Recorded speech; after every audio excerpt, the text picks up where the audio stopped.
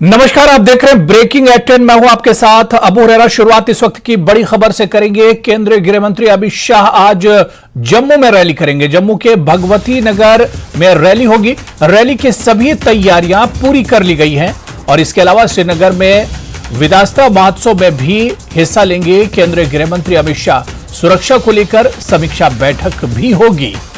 तो आज जम्मू कश्मीर दौरे पर हैं केंद्रीय गृह मंत्री अमित शाह। आपसे कुछ देर में जम्मू पहुंचेंगे, जहां पर वो कई कार्यक्रमों में हिस्सा लेंगे और इसके अलावा जम्मू के भगवती नगर मैदान में एक पब्लिक रैली को भी संबोधित करेंगे।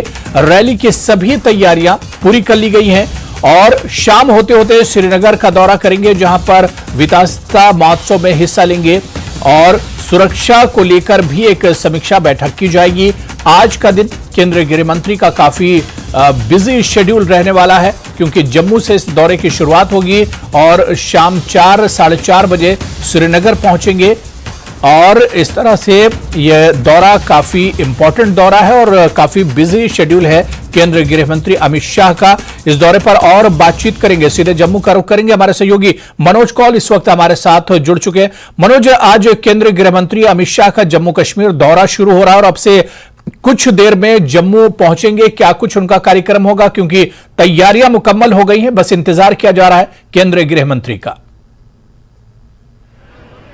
जी हाँ, बिल्कुल अबू हुरैरा, केंद्रीय मंत्री गृह मंत्री जो हैं उनका जो शेड्यूल है वो काफी हेक्टिक शेड्यूल रहेगा। आज जो हमारे पास इन्फॉर्मेशन है वो लगभग 10:30 से 11:15 के आसपास जम्मू पहुंचेंगे और उसके बाद वो पहले बीजेपी के कार्यालय में जाएंगे, जहां पर श्यामा प्रसाद मुखर्जी का जो आज बलिदान दिवस है वहां उनकी मूर्ति जो है, जो उनका जो स्टैचू है उसको अनवील करेंगे। उसके बाद वो यहाँ आएंगे भगवती नगर इलाके में, जहां वो एक रैली को संबोधित करेंगे। आप देखें कि यहाँ पर ये जो हमारे पीछे यह स्टेज पूरी तरह से सजाया गया है और यहाँ अमित शाह एक रैली से खिताब करेंगे और ये यहाँ पोस्टर्स आप देखेंगे, श्यामा प्रसाद मुखर्जी के पोस्टर्स भी यहाँ पे लगे हुए हैं और यहाँ से वो संबोधन करेंगे जम्मू की जनता को। जो हमें यहाँ पर इंफॉर्मेशन मिली है उसके अनुसार बहुत सारे ऐसे प्रोजेक्ट्स हैं जिनका वो इनॉग्रेशन करेंगे और बहुत सारे ऐसे प्रोजेक्ट्स हैं जिनके वो फाउंडेशन स्टोन भी रखेंगे। यानी जो भारत सरकार की तरफ से ये कहा जा रहा है कि जम्मू कश्मीर के अंदर जितनी भी कोशिशें की जा रही है वो ये है कि डेवलपमेंट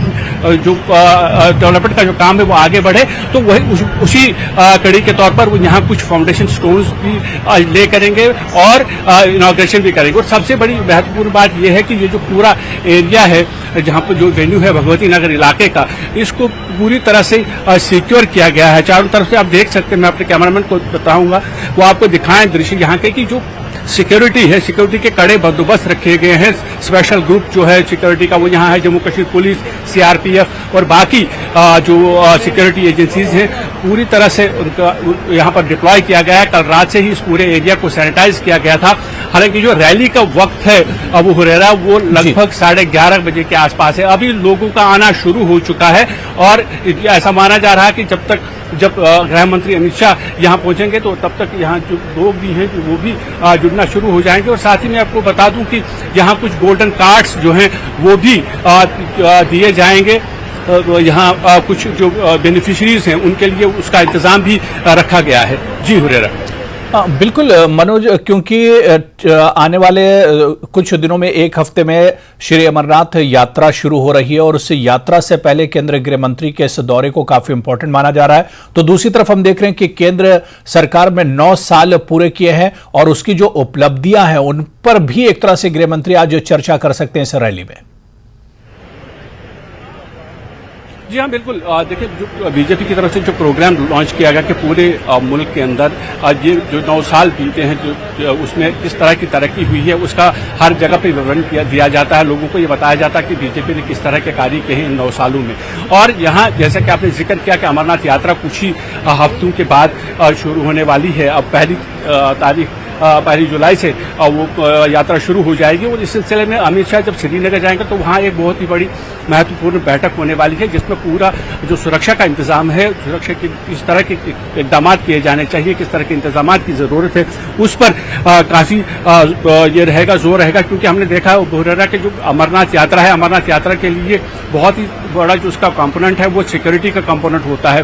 उसमें हमने देखा कि बीते वर्षों में भी अमरनाथ यात्रा के लिए सिक्योरिटी के कड़े इंतजाम काम किए जाते हैं, चाहे वो भगवती नगर से लेके जहाँ से ये यात्रा शुरू हो जाती है, यहाँ से लेके पूरा गुफा तक बालतल के रास्ते और पहलगाम के रास्ते भी जो यात्रा जाती है उसमें सिक्योरिटी का काफी बंदोबस्त होता है। और इस बार भी अमित शाह खुद, हालांकि कोई बैठकें अभी तक हुई है सुरक्षा को लेकर अमरनाथ यात्रा की, लेकिन इस बार अमित शाह खुद श्रीनगर में बैठ के वहाँ एक मीटिंग लेंगे और सुरक्षा किस तरह की होनी चाहिए, क्या क्या चीजों की जरूरत है ताकि यात्रा पुरअमन तौर पर हितापजी हो, उसके लिए हर एक कदम उठाया जाएगा। और वहाँ पर गृह मंत्री को ये भी सूचना दी जाएगी, उनको अपडेट किया जाएगा कि किस तरह के इंतजाम किए गए हैं। और गृह मंत्री वाकई जाहिर तौर पर वो ये जरूर चाहेंगे कि अगर कुछ बदलाव की जरूरत हो या कुछ और इकदाम करने की जरूरत हो सिक्योरिटी के हवाले से, तो उसका भी वो वहाँ पर लोग जो कंसर्न एजेंसीज हैं उनको हिदायत देंगे। बिल्कुल मनोज, शायद ये पहला मौका होगा और शायद मैं सही हूं क्यों कि 370 हटने के बाद शायद पहली इतनी बड़ी रैली जम्मू में अमित शाह करने जा रहे हैं। जिस तरह से तैयारियां की गई इसमें हजारों की तादाद में बीजेपी के जो कार्यकर्ता हैं वो एक तरह से जुटने जा रहे हैं और 370 के बाद शायद ये सबसे बड़ी एक तरह से रैली होगी जो जम्मू कश्मीर में अमित शाह आज करेंगे। जी हाँ, इससे पहले दफा 370 हटाए जाने के बाद वज़ीर आज़म की रैली हुई थी और अमित शाह की ये पहली रैली है। और यहाँ जैसे कि आपने कहा कि यहाँ अलग अलग जगहों से लोग आएंगे।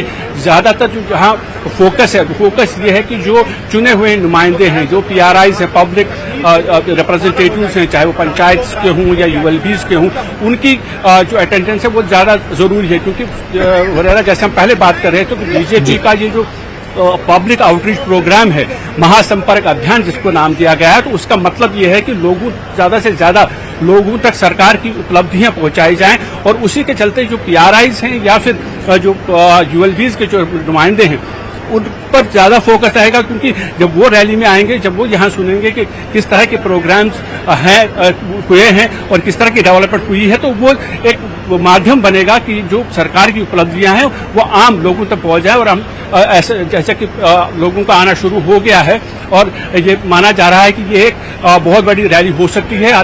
लेकिन अभी चूंकि टाइम है इसलिए अभी लोग आना शुरू हो चुके हैं। लगभग 11:15 से 11:30 का टाइम है जब अमित शाह यहाँ आएंगे और रैली को संबोधित करेंगे। जी तो बिल्कुल, यानी अब से 1 घंटे के बाद केंद्रीय गृह मंत्री जम्मू के इस रैली में पहुंचेंगे और इसके अलावा 10:30 बजे के बाद जम्मू उनका पहुंचने का कार्यक्रम है।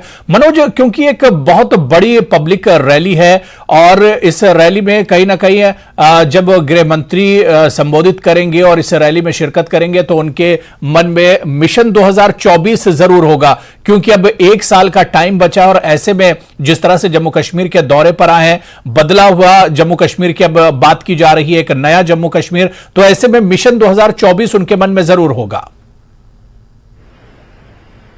जी हाँ, बिल्कुल। अबू हुरैरा मिशन 2024 ही है जिसके चलते बीजेपी का जो महाजनसंपर्क अभियान है, उस अभियान में वो ये कोशिश कर रहे हैं कि लोगों तक वो बातें पहुंचाई जाएं, वो डेवलपमेंटल काम पहुंचाए जाएं जो पिछले 9 वर्षों में बीजेपी की सरकार ने किए हैं। और जम्मू कश्मीर की अगर हम बात करेंगे अबू हुरैरा, तो यहाँ पर भी काफी डेवलपमेंट इन 9 सालों में हुई है। और दफा 370 हट जाने के बाद इस तरह का नया जम्मू कश्मीर जो प्रधानमंत्री नरेंद्र मोदी ने कहा है कि नया जम्मू कश्मीर होगा, तो नया जम्मू कश्मीर में किस तरह के डेवलपमेंट हो रही है, कहाँ कहाँ कितने बड़े प्रोजेक्ट्स बनाए गए हैं, कितने कॉलेजेस, कितनी यूनिवर्सिटीज खोली गई हैं, हेल्थ सेक्टर में कितना बदलाव आया है, या रोड कनेक्टिविटी अगर हम बात करेंगे तो कितना आगे बढ़ा है जम्मू कश्मीर, इन सब मुद्दों की चर्चा जरूर होगी। और फोकस यही होगा कि जो आने वाला चुनाव है लोगों तक ये मैसेज पहुंचाया जाए कि भारतीय जनता पार्टी ने जिस तरह से डेवलपमेंट का काम जम्मू कश्मीर में भी शुरू किया है, आगे बढ़ाया है,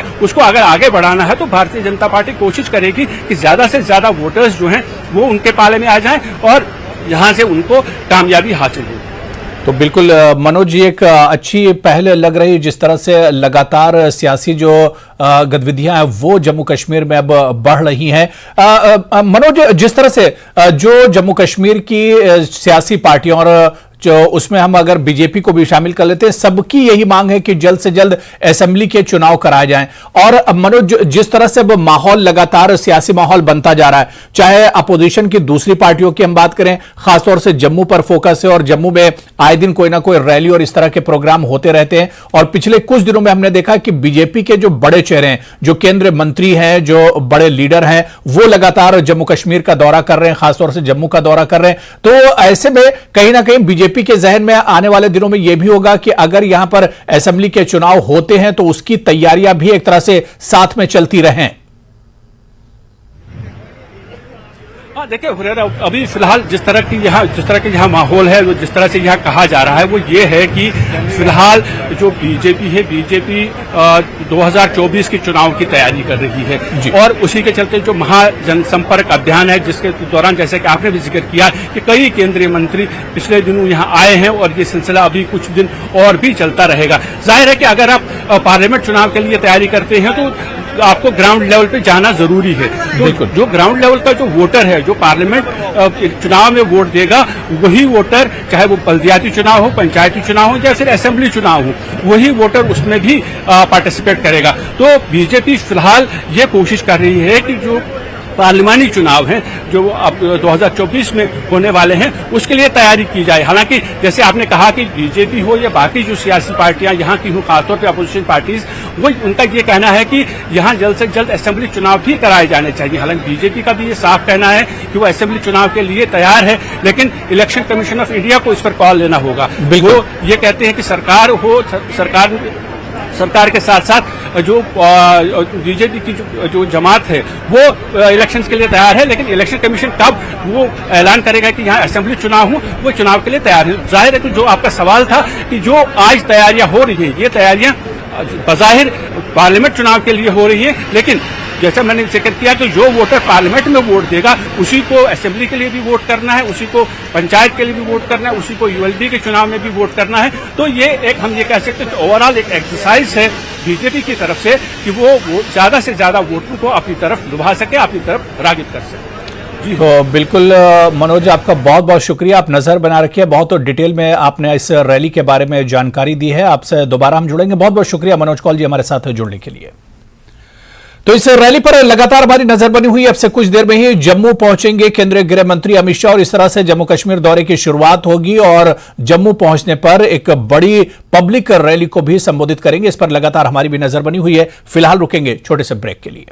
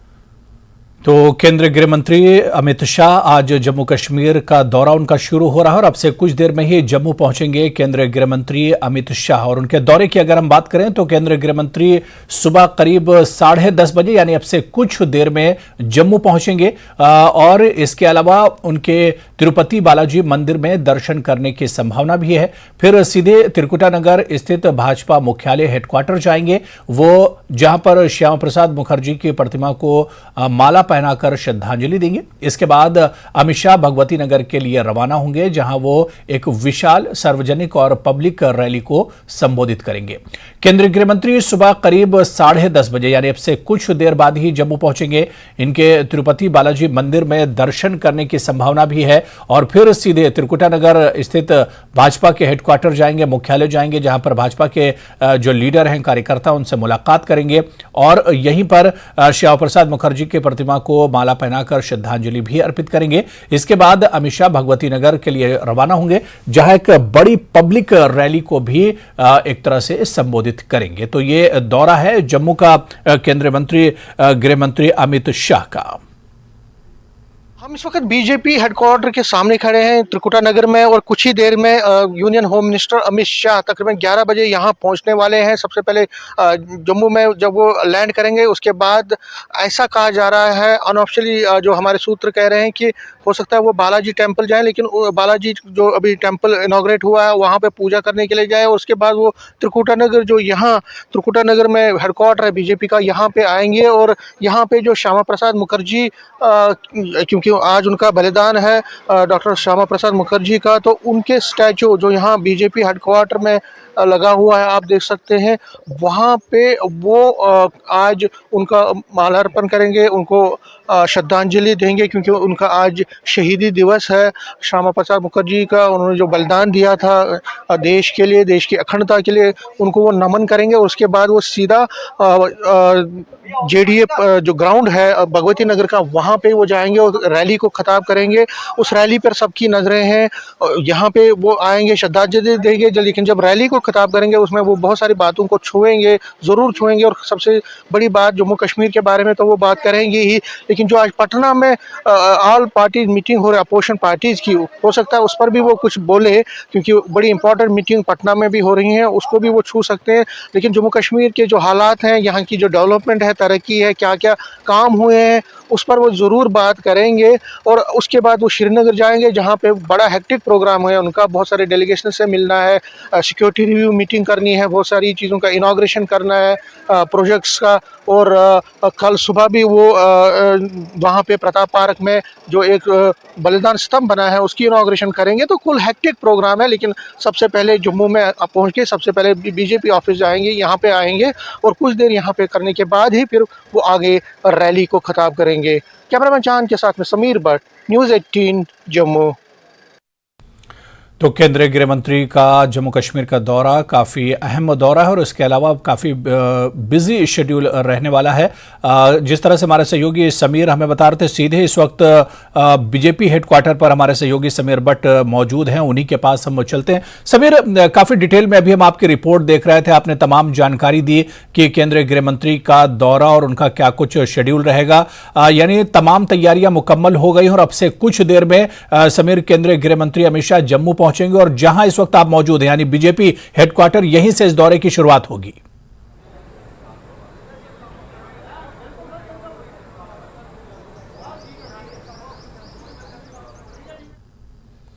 समीर, मेरी आवाज आप तक पहुंच रही है? दोबारा से हम समीर के पास जाने की कोशिश करेंगे। ये तस्वीरें हम आपको दिखा रहे हैं, बीजेपी हेडक्वार्टर जम्मू में बीजेपी हेडक्वार्टर की तस्वीरें हैं जहां से केंद्रीय गृह मंत्री अमित शाह के दौरे की शुरुआत होंगी और यहीं से ही जब जम्मू पहुंचेंगे तो बीजेपी हेडक्वार्टर जाएंगे। और क्योंकि आज श्यामा प्रसाद मुखर्जी का बलिदान दिवस है, ऐसे में सबसे पहले उन्हें श्रद्धांजलि पेश करेंगे और उसके बाद इस दौरे की बाकायदा एक तरह से शुरुआत होगी। बीजेपी जम्मू में बीजेपी का जो हेडक्वार्टर है यहां पर भी हम पहुंचेंगे क्योंकि हमारे सहयोगी समीर भट्ट इस वक्त बीजेपी हेडक्वार्टर में ही मौजूद हैं। किस तरह की तैयारियां की गई हैं, कितना उत्साह है बीजेपी के कार्यकर्ताओं लीडरों में, यह भी हम जानने की कोशिश करेंगे क्योंकि जो टाइमिंग है काफी इंपॉर्टेंट माना जा रहा है इस दौरे को कई एतबार से इस दौरे को काफी अहम माना जा रहा है। ऐसे में आज जम्मू कश्मीर का दौरा शुरू होगा और अब से कुछ देर में ही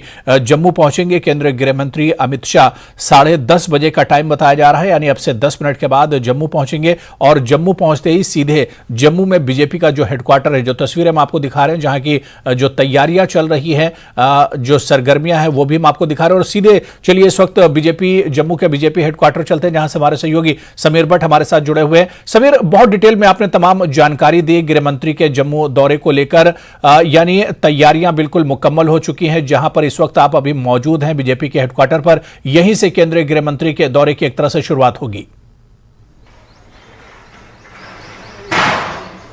बिल्कुल, यहाँ पे ही बीजेपी हेडक्वार्टर है और आप पहले जो अंदर की तस्वीर आप देख लीजिए। इस वक्त ये जो आपको स्टैचू दिख रहा है श्यामा प्रसाद मुखर्जी का, जो कि फाउंडर थे, जिन्होंने जनसंघ की स्थापना की थी, उनकी शहादत हुई थी, आपको पता ही है, 23 जून 1953 को श्रीनगर में उनकी डेथ हुई थी।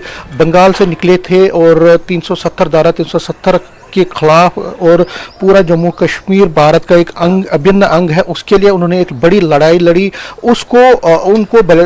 उनका आज शहीदी दिवस है, उसको देखते हुए आज यहाँ पे तैयारियां हैं। सबसे पहले अमित शाह यहाँ इसी स्टैचू पे श्रद्धांजलि देंगे, जो बीजेपी हेडक्वार्टर पे है त्रिकुटा नगर।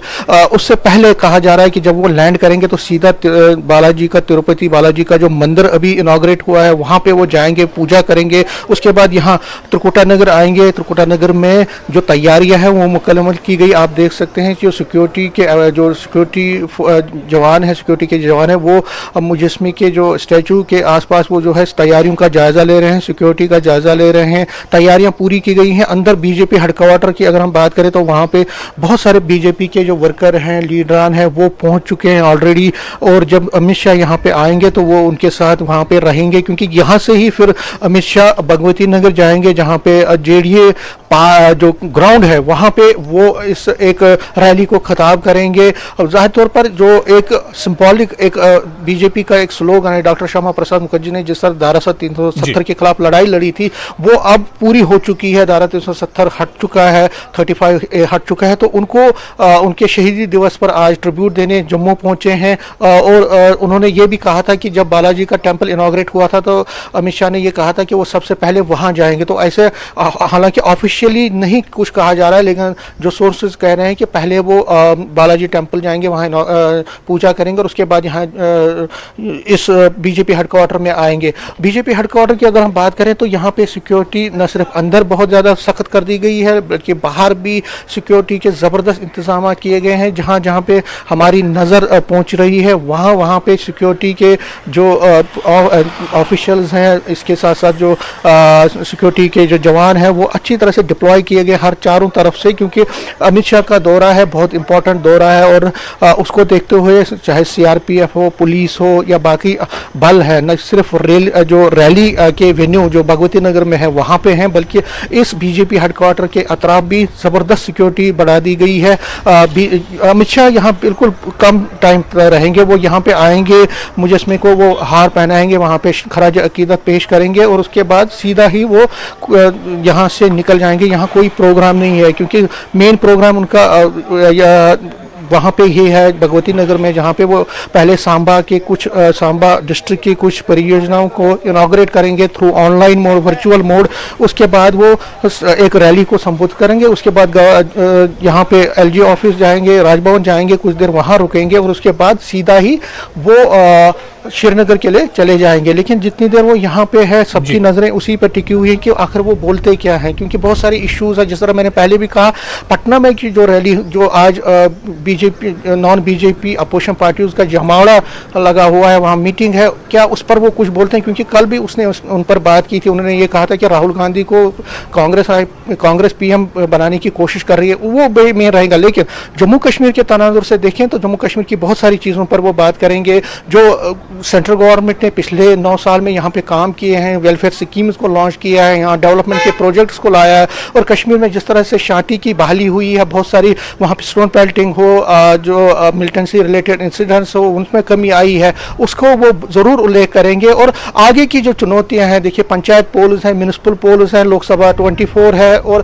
फिर असेंबली के इलेक्शंस भी हो सकते हैं, तो इलेक्शन रिलेटेड भी कुछ बातें कर सकते हैं, बहुत सारी चीज़ों को वो छुएंगे। और डिफरेंट कम्युनिटी जैसे वाल्मीकि समाज है, इसी तरह से गोरखा समाज है, इस तरह गुज्जर हैं, एसटीज़ हैं, जिनके लिए वाकई में पिछले 2-3 साल में बहुत ज़्यादा काम हुआ है, तो उसका भी वो अपनी एक लाइन खींचेंगे, उस पर बात करेंगे। लेकिन मजमूई तौर पर सबकी नज़रें इस पर रहेंगी क्या विधानसभा पोल्स के बारे में कुछ कहेंगे, क्योंकि प्राइम मिनिस्टर ने लाल किले से और अमित शाह जब भी जम्मू कश्मीर के दौरे पर आए हैं तो उन्होंने हमेशा कहा है कि विधानसभा के पोल्स होंगे। तो विधानसभा पोल्स के बारे में क्योंकि बहुत ज़्यादा डिमांड हर तरफ से आ रही है, लोग भी कह रहे हैं और इस तरह से पॉलिटिकल पार्टीज भी कह रही हैं, तो उस पर वो क्या बात करते हैं, उस पर सबकी नजरें रहेंगी। यहाँ पे डेवलपमेंट के बारे में, बाकी चीज़ों पर तो वो बात करेंगे ही, लेकिन क्या विधानसभा पोल्स के बारे में कुछ बात करेंगे, क्योंकि उस पर सबकी नजरें लगी है। लेकिन जम्मू कश्मीर का ये जो दौरा है, जिस तरह हम बार बार कह रहे हैं, अमरनाथ यात्रा से पहले का दौरा है, यहाँ सिक्योरिटी सिनेरियो जो जम्मू कश्मीर में है, अमरनाथ रिलेटेड जो सिक्योरिटी के मेजर्स हैं उनको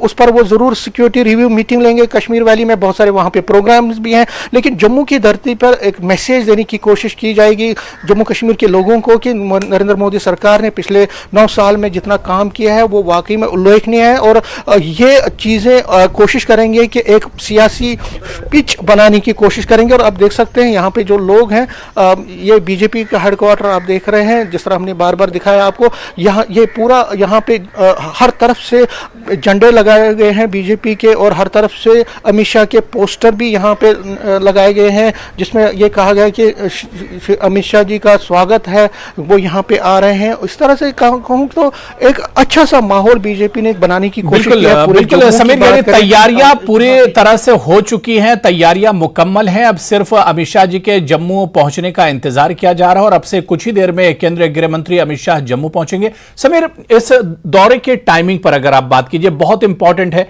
जिस तरह से आपने बहुत डिटेल में बताया कि ठीक अमरनाथ यात्रा शुरू होने से पहले ये दौरा हो रहा है, और इसके अलावा आप देखिए कि अभी 2 हफ्ते 3 हफ्ते पहले ही G20 की बहुत कामयाब बैठक श्रीनगर में हुई है, और इसके अलावा जम्मू कश्मीर में खासतौर से बात करें डेवलपमेंट के जो काम हुए हैं, या कश्मीर की बहुत हद तक जो सूरत हाल बदली है, टेररिज्म और दहशतगर्दी पर एक तरह से नकेल कसी गई है, तो ऐसे में जो टाइमिंग इस दौरे की है वो भी बहुत इंपॉर्टेंट है। बिल्कुल, टाइमिंग बहुत इंपॉर्टेंट है। देखिए, G20 का सफल आयोजन हुआ, कामयाब आयोजन हुआ, उससे जम्मू कश्मीर एडमिनिस्ट्रेशन और सेंट्रल गवर्नमेंट के हौसले बुलंद हुए हैं, और वो एक मिशन जो दिल्ली और श्रीनगर की दिल्ली के साथ जो दिल और दिल्ली की जो दूरी है वो बहुत कम हो गई है। अब जो दूरी पहले थी, जो एक खाई थी, उसको कम करने की कोशिश सेंट्रल गवर्नमेंट की तरफ से की जा रही है। आप देखिए, पिछले 1 महीने की अगर हम बात करें तो बीजेपी के कई टॉप लीडर्स, जिसमें जम्मू कश्मीर बीजेपी के जो प्रेसिडेंट है रविंदर रैना, वो लगातार कश्मीर का दौरा कर रहे हैं। वो पुलवामा, कुपवारा, बाकी जगहों पे बीजेपी के जो कदावर लीडरान हैं वो जा रहे हैं। जा क्यों रहे हैं? क्योंकि मिशन जम्मू कश्मीर है, सिर्फ जम्मू पर ही कंसंट्रेशन नहीं है। जम्मू पहले से ही बीजेपी का एक बहुत ज़्यादा मजबूत गढ़ रहा है। तकरीबन 2008 के बाद जब बम बोले का यहाँ पे रजिस्ट्रेशन हुआ, तो उसके बाद तो बीजेपी और मोदी वे में तो सारा बीजेपी चला गया। लेकिन कश्मीर वैली पर बहुत ज़्यादा कंसंट्रेशन है। कश्मीर वैली में जो एक खास तबके के लोगों तक पहुंचने की कोशिश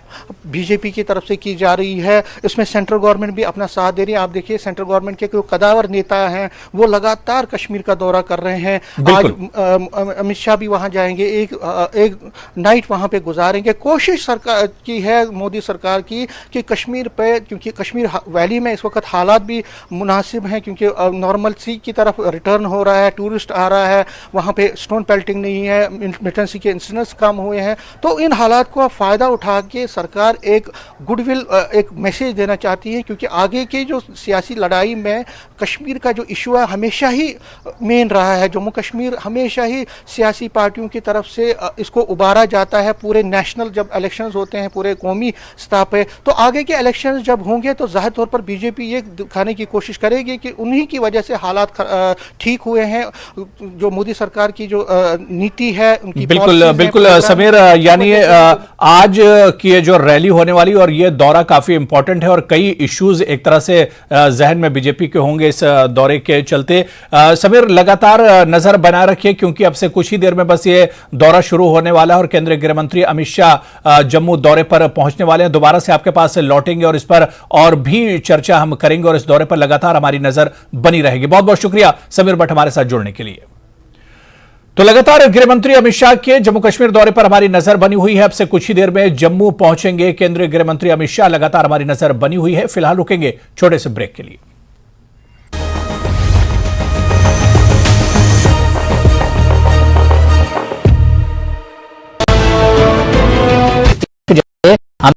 परिवर्तन भी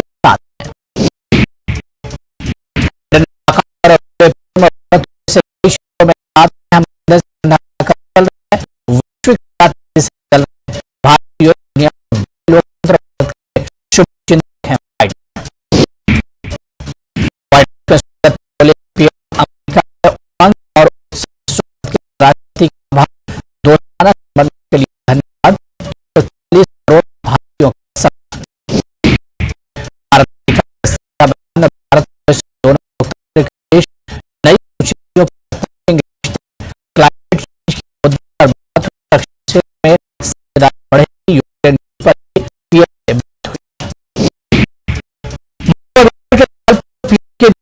भारत में सब विकास का मूल्य से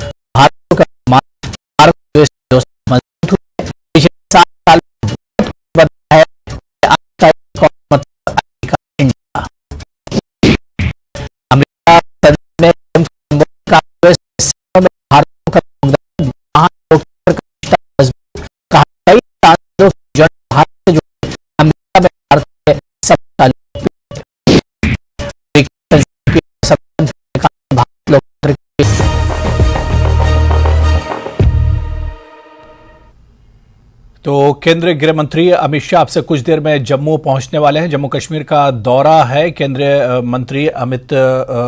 गृह मंत्री अमित शाह का और इस दौरे पर लगातार हमारी नजर बनी हुई है। जैसे ही कोई अपडेट आता है इस दौरे को लेकर हम आप तक पहुंचेंगे। फिलहाल आगे बढ़ेंगे। नेता प्रतिपक्ष जयराम ठाकुर ने सुक्खू सरकार पर बड़ा हमला बोला है। उन्होंने आरोप लगाया कि सरकार के दावे और हकीकत में जमीन आसमान का अंतर है और शुरुआती 6 महीनों में ही सीएम के दावों की पोल खुलना शुरू हो गई है। विपक्ष के सहयोग के बावजूद सरकार वाटर सेस लागू नहीं करवा पा रही है। न्यू एक्साइज पॉलिसी में केवल 13% की बढ़ोतरी हुई है, जबकि सीएम ने 40% का दावा किया था। इसके अलावा सरकार ओवरड्राफ्ट को भी छुपाने की कोशिश कर रही है। 6 महीने के कार्यकाल में 7,000 करोड़ का ऋण ले चुकी है सरकार। तो हिमाचल से बड़ी खबर, जहां पर नेता प्रतिपक्ष जयराम ठाकुर ने सुक्खू सरकार पर बड़ा हमला बोला है। उन्होंने आरोप लगाया कि सरकार के दावे और हकीकत में जमीन आसमान का फर्क है। बजट प्रस्तुत हुआ और बजट प्रस्तुत होने में 2 चीजों पर उन्होंने बहुत ज्यादा फोकस, मतलब बहुत ज्यादा बात कही उन्होंने, और जिस पर अभी भी वो भाषण देते हैं। एक कहा कि हम वाटर सेस लगाएंगे और वाटर सेस लगाने के लिए हमने भी सदन के अंदर उसमें सहयोग की दिशा में आगे बढ़कर के सरकार का विरोध नहीं किया हमने कि प्रदेश की अगर आय बढ़ती है तो अच्छी बात है, प्रदेश का विकास होगा। लेकिन हकीकत हमारे सामने जब आई उसमें अब देख रहे हैं कि वाटर सेस पर आपके हिमाचल प्रदेश में जो है वो लिटिगेशन में मामले इतने सारे आगे, और उस काम को मुझे नहीं लगता कि अंजाम तक लगाया जा सकता। और दूसरे प्रदेशों में, जो 2 प्रदेशों में वाटर सेस लगाया भी है, उसमें उत्तराखंड और जम्मू कश्मीर है, वहां भी सफलता जो है आशा के अनुरूप नहीं मिल पाई है। दूसरी बहुत महत्वपूर्ण बात, जिस बात को लेकर के कांग्रेस के नेता बहुत, चाहे वो चीफ मिनिस्टर हैं, चाहे वो डिप्टी चीफ मिनिस्टर हैं, चाहे इनके मंत्री हैं, हकीकत को जानते नहीं है। जमीनी हकीकत क्या है? कहा कि हमने हिमाचल प्रदेश में एक्साइज की जो नई पॉलिसी लाई उसमें हमने बिडिंग की और सर्कल बड़े बड़े बना करके इन्होंने क्या किया कि बड़े बड़े ठेकेदारों को उसमें जो है वो लाभ पहुंचाने की दृष्टि से प्रयत्न किया, प्रयास किया, और कहा कि हमारे 40% जो है हायर साइड में गए। और उनको यह भी मालूम होना चाहिए कि 40% इंक्रीज के साथ उनने रेवेन्यू एक्सपेक्ट किया था एक्साइज से। फर्स्ट क्वार्टर की हमारे पास डिटेल आ गई, इंक्रीज जो ग्रॉस जो है टोटल बन रही है जो वो सिर्फ 13% बन रही है। यानी कि हिमाचल प्रदेश में भारतीय जनता पार्टी की सरकार ने अभी शुरू के साल में बिडिंग की थी, उसमें इंक्रीज आई, उसके बाद कोविड का दौर आया और उस कोविड के दौर के कारण हिमाचल प्रदेश की जो सारी आर्थिकी प्रभावित हुई और उसमें हमारी एक्साइज के रेवेन्यू पर भी उस पर इंपैक्ट आया। लेकिन आज तो कोविड नहीं है। तो हिमाचल में नेता प्रतिपक्ष जयराम ठाकुर ने सुक्खू सरकार पर बड़ा हमला बोला है और कई सवाल सरकार की कारकर्दगी पर उठाए, और इस पर और बात करेंगे। हमारे सहयोगी राजेंद्र इस वक्त शिमला से हमारे साथ जुड़ चुके हैं। राजेंद्र, अपोजिशन लगातार सरकार के कामकाज पर सवाल उठाती रही है। पिछले 6 महीने का जो कार्यकाल है और इसमें सरकार की जो कारकर्दगी है, इस पर भी नेता प्रतिपक्ष जयराम ठाकुर ने सवाल खड़े किए हैं। बिल्कुल अबू, और बड़े हमले उन्होंने कहे हैं, खासकर सरकार के दावों और वादों के बीच में अंतर उन्होंने बताया है। नेता प्रतिपक्ष ने स्पष्ट कहा कि जैसे ही सरकार बनी थी तो जो शराब के ठेकों की नीलामी सरकार की तरफ से की गई थी और ये दावा किया गया था पूरी जनता के सामने, प्रदेश की जनता के सामने, कि 40% का इंक्रीज होगा रेवेन्यू में।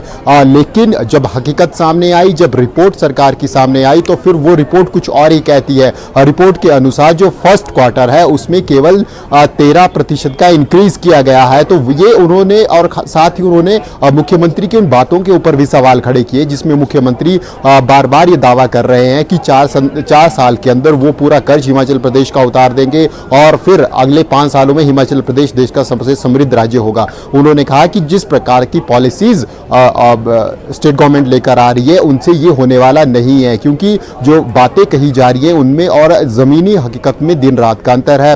एक तो उन्होंने न्यू एक्साइज पॉलिसी के ऊपर सरकार के सभी तमाम जो वादे किए जा रहे थे, दावे किए जा रहे थे, उनके ऊपर सवाल खड़ा कर दिया। और दूसरा सवाल उन्होंने खड़ा किया स्टेट गवर्नमेंट की तरफ से जो वाटर सेस को लेकर बात कही जा रही थी। उन्होंने कहा कि विपक्ष ने विधानसभा के अंदर पूरी तरह से मुख्यमंत्री का सहयोग किया, सरकार का सहयोग किया, बावजूद इसके मामला जाकर हाईकोर्ट में फंस गया, लिटिगेशन में ये मामला फंस गया। और जिस प्रकार के सवाल खड़े किए गए हैं निजी कंपनियों के द्वारा, बिजली उत्पादक कंपनियों के द्वारा, उससे लग नहीं रहा है कि इतनी जल्दी से ये मामला हल होगा। और दूसरी बात उन्होंने कही कि अगर हम पड़ोसी राज्यों का एग्जाम्पल भी लें कि उन राज्यों में जिस प्रकार से वाटर सेस लागू किया गया था वो आशा अनुरूप उन राज्यों के भी नहीं रहा है, चाहे वो उत्तराखंड की बात हो या जम्मू कश्मीर की बात हो। और जो उम्मीद लगाई जा रही थी कि वाटर सेस से रेवेन्यू में इंक्रीज होगा, उतना बड़ा इंक्रीज कहीं भी नहीं हुआ है। और हिमाचल प्रदेश में तो परिस्थितियां इससे और भी विकट हैं, क्योंकि जो 2 मेगावाट से छोटे प्रोजेक्ट हिमाचल प्रदेश में हैं, अधिकांश प्रोजेक्ट्स की बिजली Himachal Pradesh state electricity board को जाती है और उनके साथ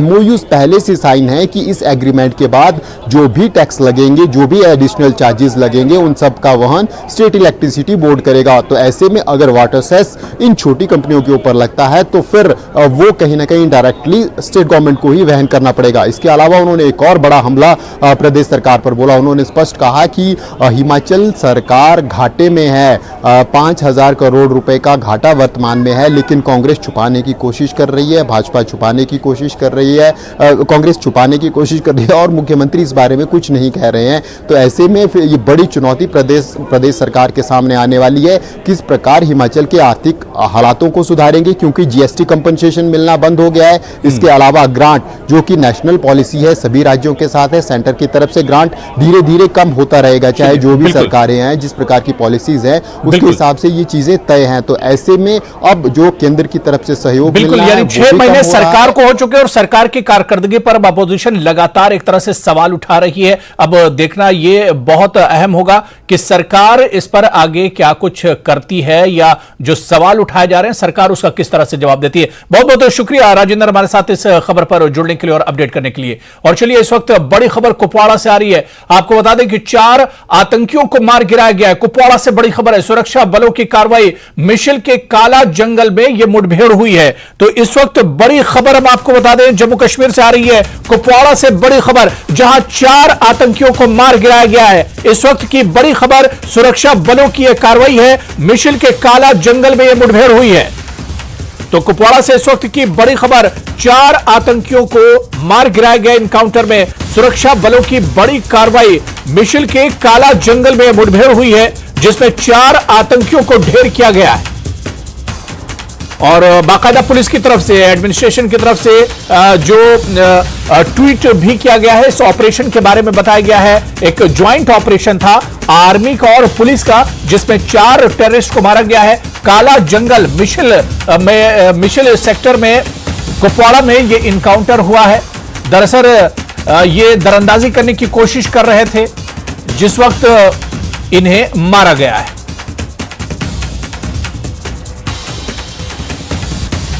और चलिए इससे बड़ी खबर पर और अपडेट लेंगे, हमारे सहयोगी याहिया सुल्तान इस वक्त हमारे साथ जुड़े हुए हैं। याहिया, सुरक्षा कर्मियों की बड़ी कार्रवाई से कहा जाएगा, कुपवाड़ा से इस वक्त जो बड़ी खबर आ रही है, 4 आतंकियों को मार गिराया गया है, क्या कुछ अपडेट है? जी हुरैरा, आज सवेरे ही मुंशिल सेक्टर में एक बड़ी खबर, यानी कि फौज और पुलिस को एक बड़ी कामयाबी उस वक्त मिली जब दरअंदाजी की एक बड़ी कोशिश को फौज और पुलिस ने कुपवाड़ा जिले के लाइन ऑफ कंट्रोल वाले इलाके यानी मुंशिल सेक्टर में नाकाम बना दिया और 4 दरअंदाजों को मार गिराया है।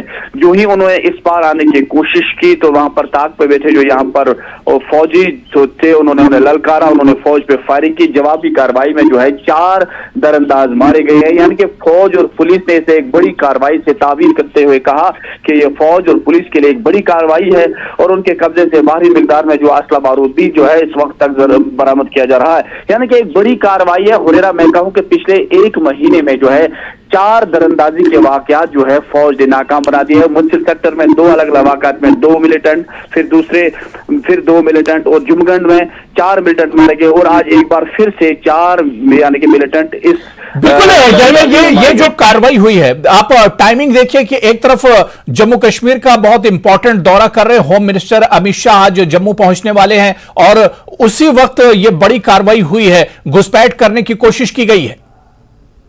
हुरैरा, मैं आपको बताता चलूं, जब भी मरकज की तरफ से इस तरह का कोई दौरा होता है तो पाक की तरफ से कोशिश की जाती है कि इस बार इस दौरे को नाकाम बनाया जाए या कोई भी तकरीबी कार्रवाई अंजाम दी जाए, तो ये कोशिश हमेशा जो है पाक की तरफ से रहती हैं। लेकिन इस बार जो है यहाँ पर जो फौज है वो हमेशा सरहद पे निगरानी के लिए रहती है, लेकिन आज ज्यादा ही जो है उन्होंने अलर्ट रखा है कि उन्हें पहली जो इतलात मिलती है वो उस जराये से मालूम होता है कि इस बार आने की कोशिश में है मिलिटेंट और बड़ी कार्रवाई। बिल्कुल, यही हमारे साथ बने रहिए इस बड़ी खबर पर। हमारे साथ senior editor news 18 JKLH Tejendra Singh Sodhi ji भी हमारे साथ जुड़ चुके हैं। तेजेंद्र जी, एक बड़ी कार्रवाई कुपवाड़ा से जो खबर आ रही कि 4 आतंकियों को मार गिराया गया है, बाकायदा ट्वीट के जरिए इसकी जानकारी दी गई है।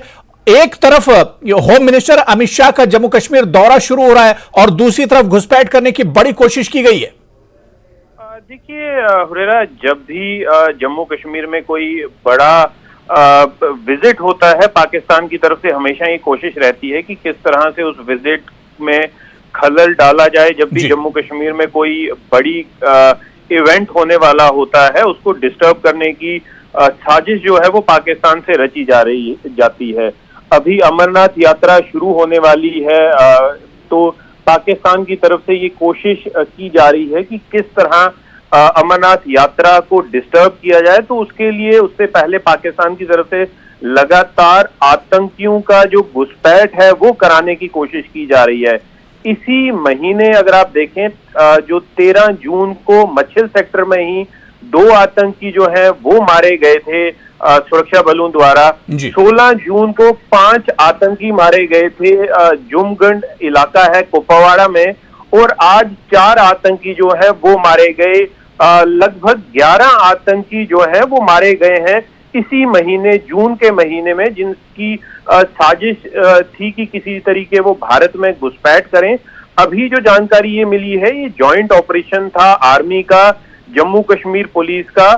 जो इतलात मिली थी, जो इंफॉर्मेशन मिली थी सुरक्षा बलों को कि आतंकी घुसपैठ करने की साजिश कर रहे हैं जम्मू कश्मीर में, उसके बाद ये ऑपरेशन चलाया गया था। ये जो कुपवाड़ा मच्छल सेक्टर के जंगल के इलाके हैं उसमें ये आतंकवादियों का जो घुसपैठ के बाद वो ग्रुप देखा गया था, उसके बाद इन्हें चैलेंज किया गया। इन आतंकियों ने फायरिंग शुरू कर दी और उसकी जवाबी कार्रवाई में ये 4 आतंकी मारे गए हैं। अभी हुरैरा पूरे इलाके को घेरे में ले लिया गया है, पूरा इलाके में मुहासरा जारी है, और ये ऑपरेशन जो है अभी कॉल्ड ऑफ नहीं किया है। ऑपरेशन जो है सर्च ऑपरेशन, कॉम्बिंग ऑपरेशन पूरे इलाके का चल रहा है। ये देखने की कोशिश की जा रही है कि कहीं कोई और आतंकवादी तो छुपा नहीं है इस इलाके में। लेकिन बड़ी बात यह है कि आतंकवादियों की तरफ से जो साजिश रची जाती है किसी तरीके भारत में घुसपैठ करके यहाँ पर माहौल खराब करने की, उसे लगातार हमारे सुरक्षा बल जो है उसे विफल कर रहे हैं। लगातार उस जो उनका अटेम्प्ट है जम्मू कश्मीर में हालात खराब करने का, उसे विफल किया जा रहा है। जी हुरैरा, बिल्कुल तेजेंद्र जी, बिल्कुल सही आपने कहा कि पिछले कुछ सालों में हमने देखा है कि बहुत आसानी से ये घुसपैठिए जो होते थे बॉर्डर के उस पार से इस पार आ जाते थे जब जब मौसम खराब होता था, बारिश होती थी या बर्फबारी होती थी। लेकिन पिछले कुछ सालों में एक बड़ा चेंज हमने देखा है कि सिक्योरिटी फोर्सेज बड़ी मुस्तैदी से काम कर रही हैं, और जब जब इस तरह का अटेम्प्ट होता है तो ये घुसपैठिए मारे जाते हैं। और इसकी मिसाल पिछले कुछ महीनों में ही हम देखें, जिस तरह से आपने बताया कि सिर्फ जून के महीने में ही 11 घुसपैठिए मार गिराए गए हैं। बिल्कुल सही कहा आपने। देखिए, एक साजिश के तहत पाकिस्तान कोशिश करता है कि ज्यादा से ज्यादा आतंकी जो हैं उन्हें घुसपैठ कराई जाए। देखिए, हथियार, गोला बारूद लगातार वो ड्रोन के जरिए भेज रहे हैं। ड्रोन के जरिए आपने देखा जैसे सिर्फ हथियार ही नहीं, नारकोटिक्स भी भेजे जाते हैं, नशीले पदार्थ भी भेजे जाते हैं कि जम्मू कश्मीर में जो यूथ है उनको तबाह किया जाए। लेकिन ये जितनी भी साजिश होती है पाकिस्तान की तरफ से, उसे लगातार विफल कर रहे हैं सुरक्षाकर्मी।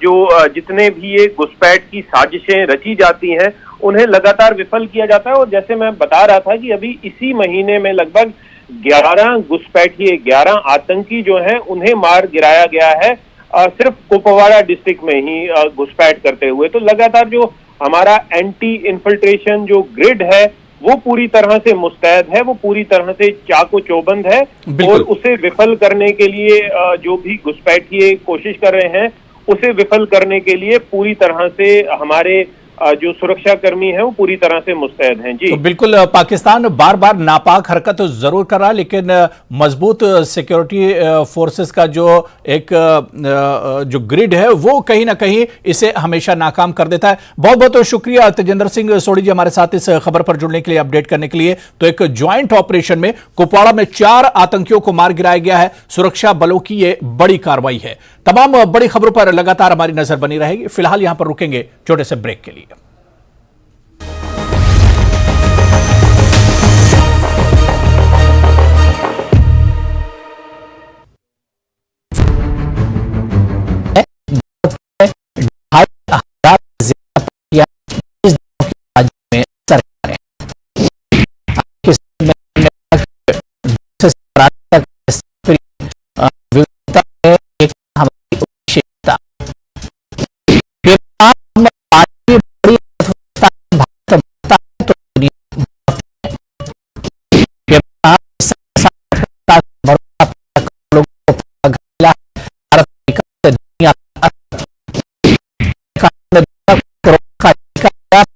करोड़ लोगों को मुफ्त टीका।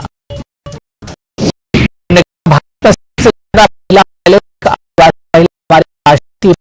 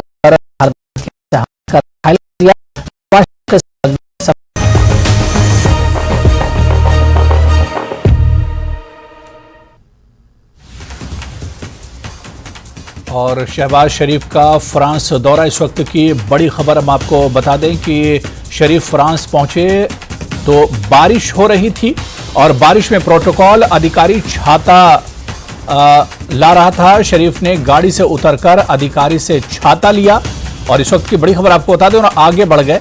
महिला अधिकारी भीगी है तो पेरिस में है सम्मेलन। जी हां, शहबाज शरीफ का फ्रांस दौरा। शहबाज शरीफ फ्रांस पहुंचे तो वहां पर बारिश हो रही थी। बारिश में प्रोटोकॉल अधिकारी छाता लेकर खड़ी थी। गाड़ी से उतरकर शहबाज शरीफ ने अधिकारी से छाता लिया और आगे बढ़ गए। महिला अधिकारी भीगी। पेरिस में ये सम्मेलन है। तो किस तरह से पाकिस्तान के प्रधानमंत्री महिलाओं का और खवातीन का सम्मान करते हैं, ये आप देख लिए कि अधिकारी भीग रही हैं और अपना छाता लेकर आगे निकल गए हैं।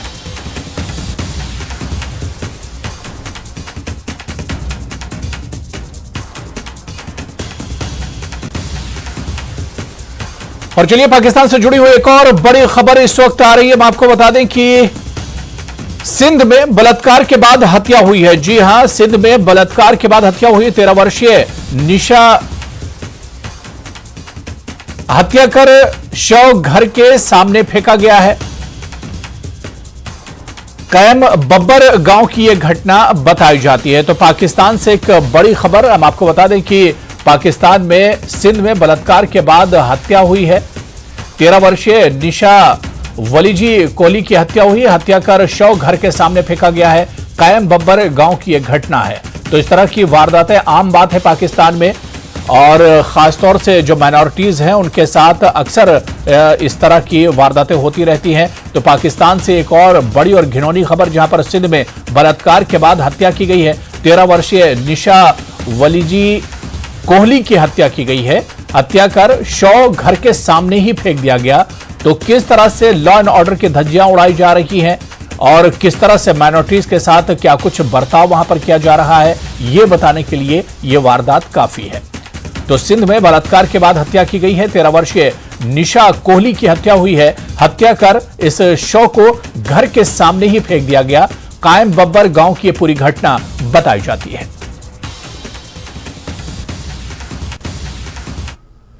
तो तमाम बड़ी खबरों पर लगातार हमारी नजर बनी रहेगी। इस बुलेटिन में भी फिलहाल इतना ही। नमस्कार।